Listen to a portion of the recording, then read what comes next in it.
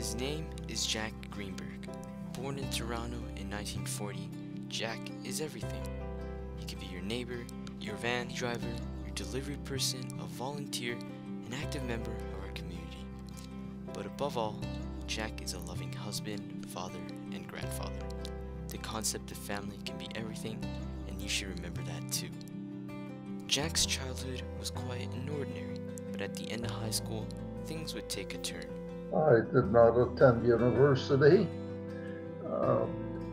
due to the fact that my late brother was in his last year of university at the time, and my father wasn't well, and there was a family decision that he go back to school to complete his last year.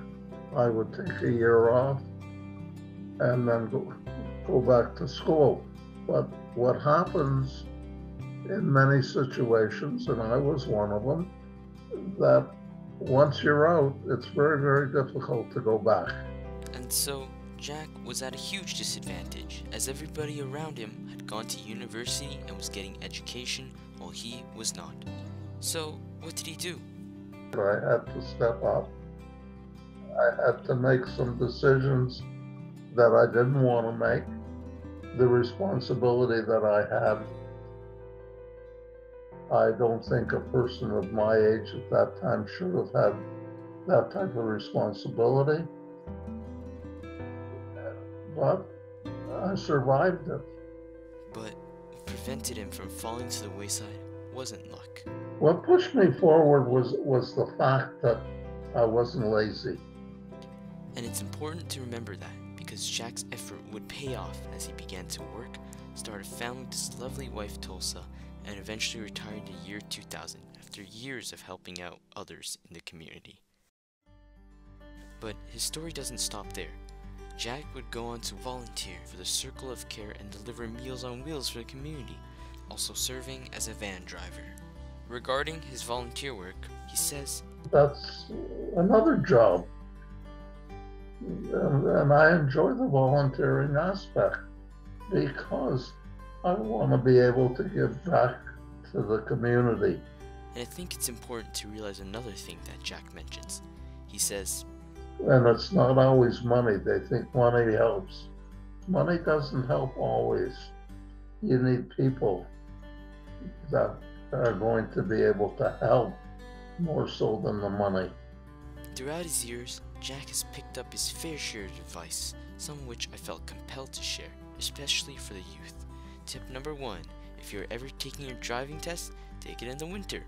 Jack made sure his daughters did this, because what's the point in learning how to drive if you don't know how to drive on ice and snow? Tip number 2, the hardest word to say in the English language is no. And why is that? Because when someone asks you to do something for them which really hinders yourself, it's very difficult to say no. And while helping others is important, sometimes it is more important to watch after your own well-being. But I think the most important thing I've learned from my conversation with Jack is the importance of family. In many scenarios today, grandparents are often left behind and forgotten. I hate to say this, that